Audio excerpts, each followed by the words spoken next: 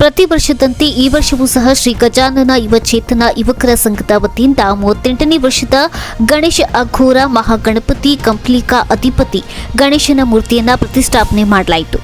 ಈ ವರ್ಷದ ವಿಶೇಷತೆ ಏನೆಂದರೆ 38ನೇ ವರ್ಷದ ಗಣೇಶ ಪ್ರತಿಷ್ಠಾಪನೆ ಅಂಗವಾಗಿ ಬುದ್ಧಿಮಾಂದ್ಯ ಮಕ್ಕಳಿಗೆ ಹಾಗೂ ವಿಶೇಷ ಚೇತನ ಮಕ್ಕಳಿಗೆ ವೃದ್ಧರಿಗೆ ಅನ್ನಸಂತರ್ಪಣೆ ಕಾರ್ಯಕ್ರಮಗಳನ್ನು ಹಮ್ಮಿಕೊಳ್ಳಲಾಗಿದೆ.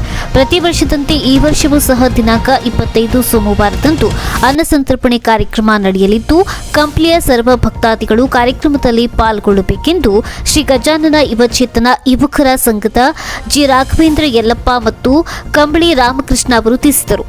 ಇನ್ನು ಬುಧವಾರ ಗಣೇಶ ವಿಸರ್ಜನೆ ಅಂಗವಾಗಿ ವಿಶೇಷ ಕಲಾ ತಂಡಗಳಿಂದ ನಗರದ ಮುಖ್ಯ ರಸ್ತೆಗಳಲ್ಲಿ ಬೃಹತ್ ಮೆರವಣಿಗೆ ನಡೆಸಲಾಗುತ್ತದೆ ಎಂದು ರಮೇಶ್ ಅವರು ತಿಳಿಸಿದರು.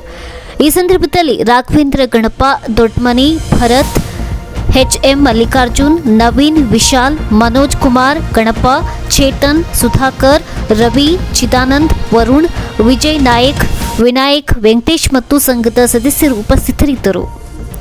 ಬ್ಯೂರೋ ರಿಪೋರ್ಟ್ ರಘುವೀರ್, ಸಿದ್ಧಿ ಟಿವಿ, ಕಂಪ್ಲಿ.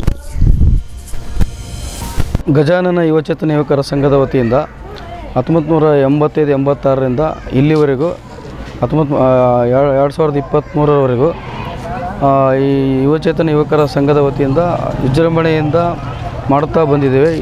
ಇಲ್ಲಿವರೆಗೂ ಎಲ್ಲ ಯುವಕರು ಈ ವಿನಾಯಕ ನಗರ ಆಗಿರ್ಬೋದು, ಇಂದಿರಾನಗರ ಆಗಿರ್ಬೋದು, ಎಲ್ಲ ಯುವಕರು ಸಹಕಾರದಿಂದ ವಿಜೃಂಭಣೆಯಿಂದ ಮಾಡಿದ್ದೇವೆ. ಮತ್ತು ಇದೇ ಸೋಮವಾರ ದಿನದಂದು ಅನ್ನ ಸಂತರ್ಪಣೆ ಇರುತ್ತದೆ. ಮತ್ತು ಬುಧವಾರ ಅಂದರೆ 9ನೇ ದಿನ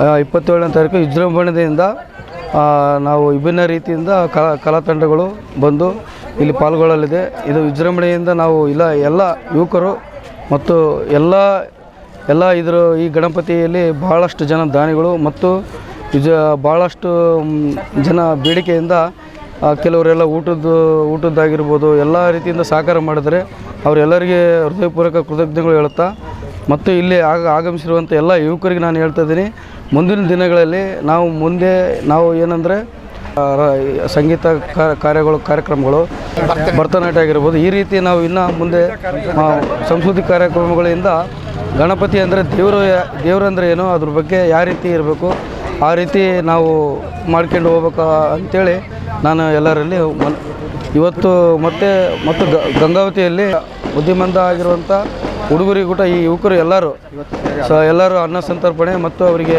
ರೇಷನ್ನು, ಆಮೇಲೆ ಅದೇ ಎಣ್ಣೆ, ಈ ರೀತಿ ಎಲ್ಲ ಕೊಟ್ಟು ದೇವರು ಪರಮಾತ್ಮ ಅವರಿಗೆ ಕೂಡ ಎಲ್ಲರಿಗೂ ಒಳ್ಳೆಯದಾಗಲಿ. ಮತ್ತು ಇಲ್ಲಿ ಮಾಡಿದಂಥ ಎಲ್ಲ ಹುಡುಗರಿಗೆ, ಯುವಕರಿಗೆ, ನಮ್ಮ ವಿನಾಯಕ ನಗರದ ಜನತೆಗೆ ಮತ್ತು ಇಂದಿರಾನಗರದ ಜನತೆಗೆ ಎರಡೂ ಏರಿಯಾದವರಿಗೆ ಒಳ್ಳೆಯದಾಗಲಿ ಅಂತ ನಾನು ಎರಡು ಮಾತು ಮುಗಿಸ್ತಾ ಇದ್ದೀನಿ.